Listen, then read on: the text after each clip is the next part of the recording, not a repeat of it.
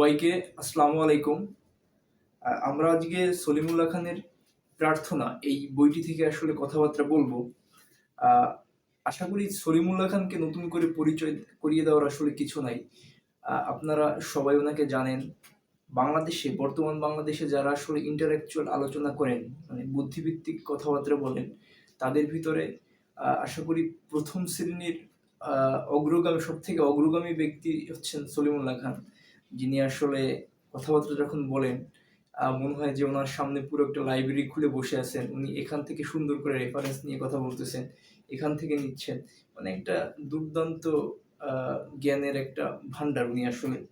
যাই হোক, এই বইটি যখন আমি পড়ছিলাম তখন আসলে I was bit confused, because যে আসলে এটা আসলে কিসের বই, এটা কি একটা প্রবন্ধের বই, নাকি একটা কবিতার বই, নাকি একটা স্মৃতিকথা।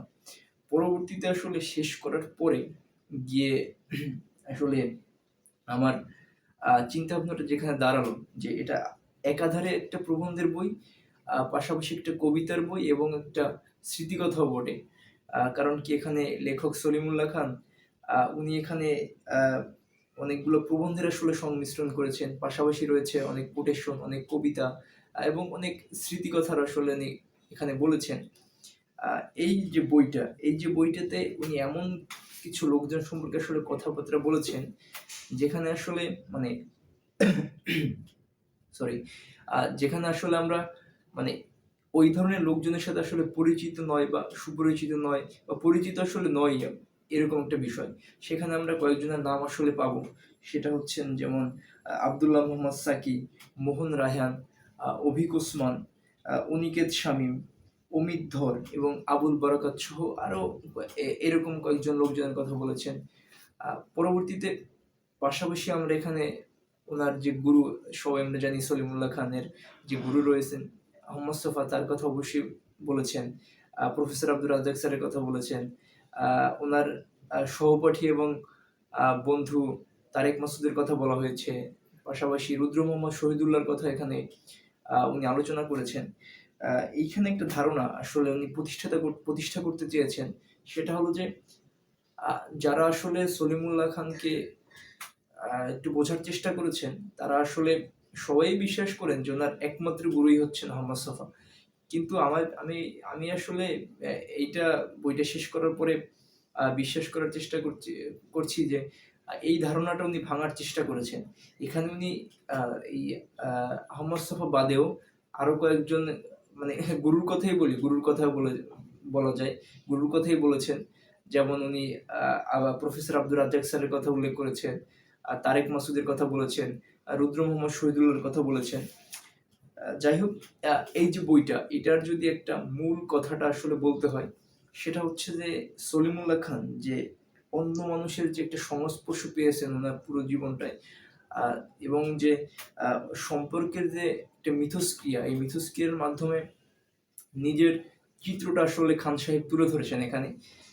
আমরা যদি ওনার জীবন পরিক্রমাটা দেখতে পাই, মানে সেখানে উনি আসলে বহু গুণের লোকের আসলে সান্নিধ্য পেয়েছেন, যেটার ফল এক্স্যাক্টলি আসলে সলিমুল্লাহ খান।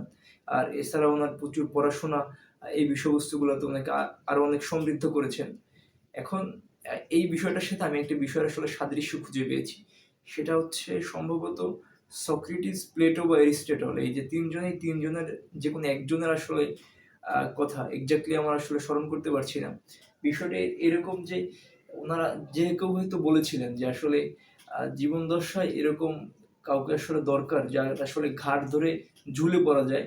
মানে আসলে এই কথাটা বলার উদ্দেশ্যটা ছিল হচ্ছে যে মানে শিক্ষা অর্জনের ক্ষেত্রে কোনো একজন অ্যাডভাইজার আসলে দরকার আছে, যারা আসলে এখানে নতুন আসলে প্রবেশ করতে চায়। আর যে বিষয়টা আসলে সলিমুল্লাহ খানের সাথে হয়েছে এবং খুব ভালোভাবে হয়েছে। উনি বাংলাদেশের সবথেকে প্রভাবশালী ইন্টেলেকচুয়াল লোকজনের আসলে সান্নিধ্য পেয়েছেন ওনার জীবনে। আহমদ সোফা, প্রফেসর আব্দুর রাজ্জাক স্যার, তারেক মাসুদ, রুদ্র মোহাম্মদ শহীদুল্লাহ, এরকম আরো অনেক। তারপরে এখানে যেমন হচ্ছে অমিত ধর, অনিকেত শামীম, অভিক ওসমান, মোহন রায়হান, আবুল বরকত সহ এরকম অনেক লোকজনের আসলে সান্নিধ্য পেয়েছেন, যেটা ওনাকে সমৃদ্ধ করেছেন। তো এইটাই আসলে বইয়ের বিষয়বস্তু। বইটি আসলে সলিমুল্লাহ খানের কবিতা, বিভিন্ন কোটেশন, বিভিন্ন বিষয়ের সাথে জীবন স্মৃতি আসলে পাঠকদের বুঝতে এবং সলিমুল্লাহ খানকে জানতে সাহায্য করবে। বইটি অবশ্যই পড়বেন। ধন্যবাদ সবাইকে। ভালো থাকবেন।